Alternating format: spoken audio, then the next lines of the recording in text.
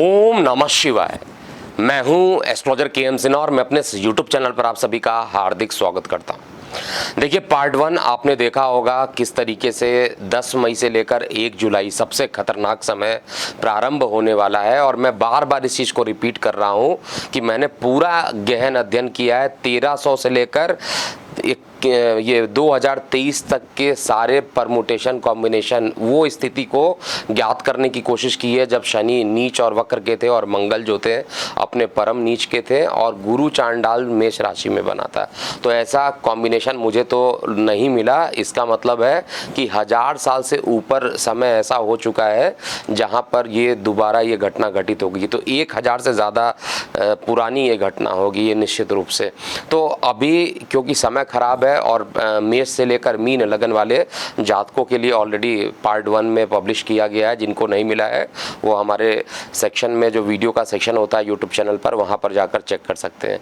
फिलहाल अभी हम बात करेंगे तुला से लेकर मीन लगन वाले जातकों के लिए पूरा समय कैसा रहेगा। तो सबसे पहले बात करते हैं तुला लगन वाले जातकों के लिए। देखिए, तुला लगन में ये जो गोचर बन रहा है, जो प्रभावित हो रहा है, वो आपका सप्तम स्थान हो रहा है, आपका दशम स्थान हो रहा है। ये दो हो रहे हैं। इस समय किसी प्रकार का व्यापार करना आपके लिए लाभप्रद नहीं होगा। किसी प्रकार के पार्टनरशिप में विशेष रूप से काम करना आपके लिए अच्छा नहीं होगा। किसी प्रकार के नए बिजनेस को प्रारंभ करने के लिए आपको नुकसान और टेंशन ही केवल मिलने वाला है। तो किसी प्रकार की प्लानिंग अगर इस ड्यूरेशन में आप करना चाहते हैं तो उसको आपको या तो ज्योतिषियों से एनालिसिस करा के आपका जो चार्ट है उसके अनुसार आप कर सकते हैं, नहीं तो जो है वो काफ़ी खराब है। और इस गोचर के खराब होने के कारण जो स्थिति बनेगी वो कम से कम पार्टनरशिप और बिजनेस में नुकसान की स्थिति ही यहाँ पर बन रही है। साथ तनाव की स्थिति रहेगी।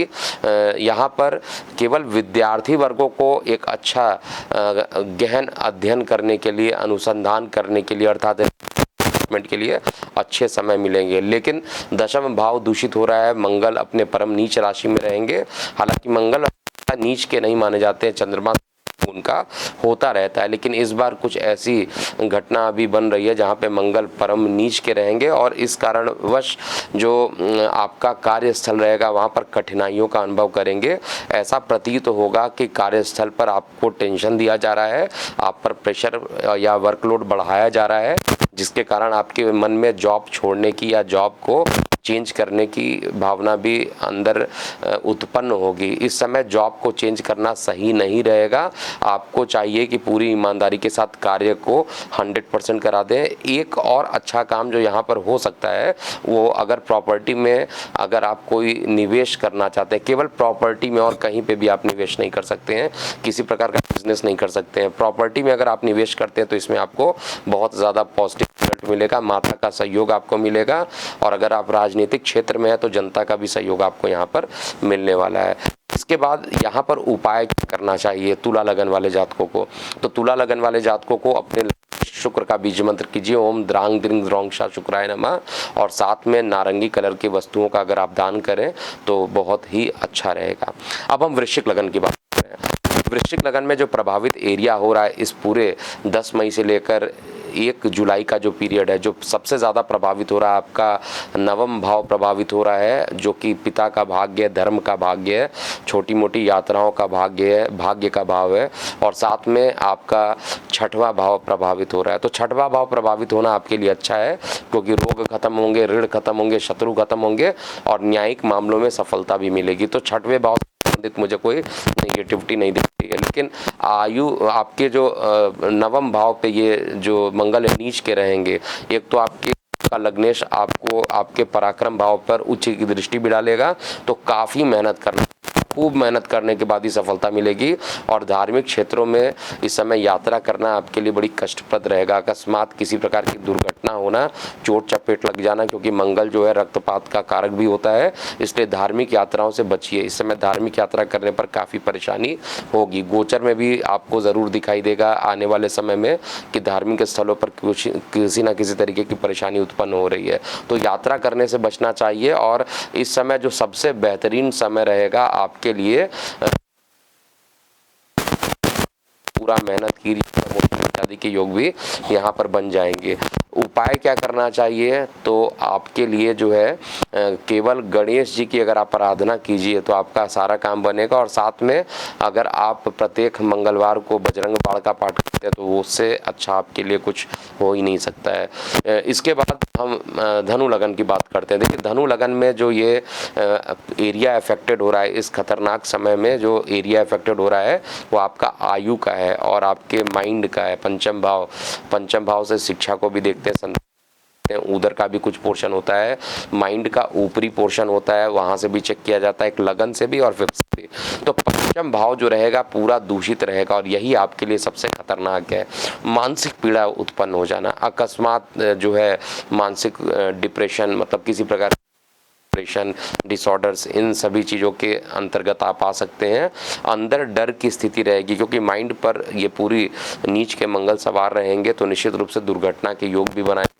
और साथ में यहाँ पर आपको एकदम योगा प्राणायाम अगर आप कर सकते हैं तो इससे अच्छा उपाय नहीं हो पाएगा। इसके अलावा आपको बीज मंत्र करना है, ग्रोंगसा ओम ग्रांग ग्रिंग ग्रोंगसा गुरुवे नमः का बीज मंत्र कीजिए, या आप ओम नमो भगवते वासुदेवा नाम का द्वादश उसका जाप करेंगे तो आपके लिए अच्छा रहेगा। क्योंकि आयु पर वक्र शनि की नीच दृष्टि पड़ेगी तो आयु अर्थात किसी प्रकार के हॉस्पिटलाइजेशन का खर्च बढ़ जाना, किसी प्रकार का नुकसान हो जाना, बड़ा नुकसान हो जाना, क्योंकि 8वां घर रहस्यों से भरा होता है। इस समय रिसर्च डेवलपमेंट में भी सफलता नहीं मिलेगी। तो धनु लगन वाले जातकों के लिए काफ़ी खतरनाक समय रहेगा, इसलिए भगवान विष्णु की लगातार आराधना करते।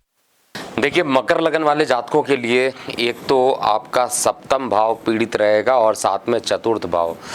सप्तम भाव आपके जीवन साथी का भाव है और नए बिजनेस डील को साइन करने का भाव होता है, दैनिक रोजगार का भाव होता है। साथ में चतुर्थ भाव सुख स्थान, माता का स्थान होता है। ये दोनों ही पीड़ित रहेंगे तो निश्चित रूप से माता के स्वास्थ्य में गिरावट उत्पन्न हो सकती है। प्रॉपर्टी से रिलेटेड कोई भी काम इस समय नहीं करें, क्योंकि प्रॉपर्टी ये वाला जो स्थान है वहाँ पर प्रॉपर्टी का जो कारक है वो मंगल, वो भी दूषित हो रहा है। तो इसलिए कुल मिलाकर जो मकर लगन वाले जातकों के लिए जो समय आ रहा है थोड़ा कठिनाई पूर्वक हो सकता है और चेस्ट में इन्फेक्शन और ज़्यादा बढ़ सकता है। एक बार पुनः जो है चेस्ट में या लंग्स में इन्फेक्शन जो होगा वो काफ़ी तेज़ी से बढ़ेगा। आपको बेहद अपने स्वास्थ्य के प्रति सचेत रहिए और एक ही उपाय है, ऐसा उपाय कर लीजिए जिससे कि आपकी परेशानी ख़त्म हो जाए। अपने जन्म स्थान से थोड़ी दूरी पर अगर आप रहने लगे रहिए तो यानी अपने जन्म स्थान को छोड़कर कम से कम 200-300 किलोमीटर की दूरी पर अगर आप जाकर रह सकते हैं तो आपको ज़रूर रहना चाहिए। नहीं तो शनि का बीज मंत्र ओम प्रांग प्रिंग प्रोंक्ष शनिश्चराय नमः का जाप करना चाहिए। अगर ये भी ना हो सके तो आपको निश्चित रूप से गणेश जी की आराधना करना चाहिए। ऐसा करने पर आपके जो सप्तम और चतुर्थ दोनों पार्ट जो प्रभावित हो रहे हैं उसमें निगेटिव चीज़ों में कमी आएगी। हो सकता है जीवन साथी के साथ किसी बात को लेकर वाद विवाद हो सके और नहीं तो जीवन साथी के स्वास्थ्य में भी गिरावट देखने को मिलेगा। कुंभ लगन वाले जातकों के लिए जो ये दो भाव पीड़ित होने वाले हैं, एक तो तृतीय भाव रहेगा जहाँ पे शनि की नीच दृष्टि और वक्र दृष्टि पड़ेगी और दूसरा जो भाव पड़ने वाला है वो आपका षष्ठम भाव रहेगा। तो षष्ठम भाव में मंगल नीच राशि के हो जाएंगे तो निश्चित रूप से अकस्मात दुर्घटना के योग होना। इसके अलावा जिन लोगों ने किसी प्रकार का लिटिगेशन के केसेस रखे हुए हैं या न्यायिक मामलों में किसी प्रकार का संबंध रखे हैं तो उसमें सफलता नहीं मिलेगी, जिसके कारण और टेंशन हो सकता है। विदेश में जाने के योग यहाँ पर ज़रूर बनते हैं और लंबी दूरी की यात्राओं के पश्चात जो है कई कार्यों के बनने की संभावना रहेगी। लेकिन जिनको श्वास नली की परेशानी है, एलर्जिकल एस्थमा इत्यादि है, तो उनके लिए ये समय बहुत अच्छा नहीं है। आपको इस पूरे ड्यूरेशन में एक पहली बात तो याद रखना है कि सफ़ेद कलर की वस्तुओं ज़्यादा धारण ना करें और दूसरा गणेश जी की आराधना करें जिससे कि ये जो ख़राब समय है जल्दी से ख़त्म हो जाए। इसके बाद अंतिम लगन अर्थात मीन लगन की बात की जाए तो मीन लगन वाले जातकों के लिए जो ये समय ख़राब हो रहा है, एक तो सबसे पहला मीन लगन वाले जितने भी जातक हैं उनके लिए लगन से द्वितीय भाव यानी परिवार का भाव, वाड़ी का भाव वो पीड़ित हो रहा है और दूसरा जो भाव पीड़ित हो रहा है वो आपके चतुर्थ भाव पीड़ित हो रहे हैं, आपके पंचम भाव पीड़ित हो रहे हैं, यानी द्वितीय और पंचम दोनों ही पीड़ित हो जा रहे हैं। तो द्वितीय भाव में शनि की नीच दृष्टि देखना, वैसे ही परिवार में वाद विवाद होना और परिवार से किसी प्रकार का दूरी हो जाना हो सकता है। जहाँ पर आप कार्य कर रहे हैं वहाँ पर स्थान परिवर्तन हो जाए, जिससे कि आप अपने जन्म स्थान से थोड़ी सी दूरी पे चले जाएंगे। इसके अलावा बहुत सारी संभावना यहाँ पर भी बन रही है कि जो पंचम स्थान है, संतान से किसी प्रकार का निगेटिव न्यूज़ मिलना, संतान को किसी प्रकार का कष्ट पहुँचना, जिसके कारण आपका भी मानसिक तनाव ज़्यादा बढ़ जाए, ऐसी भी संभावना इसी ड्यूरेशन में देखने को मिलेगी। स्वास्थ्य के प्रति आपको सचेत रहना चाहिए, क्योंकि उधर संबंधित कुछ ना कुछ परेशानी आपको देखने को मिलेगी। तो ये था पूरा मेष से लेकर मीन लगन वाले जातकों का पार्ट 1 और पार्ट 2। तो आप अपनी प्रतिक्रियाएं जो रहेंगी कमेंट बॉक्स में ज़रूर लिखिएगा। और अभी के लिए इतना ही। मैं हूँ एस्ट्रोलॉजर के MC। ओम नमः शिवाय।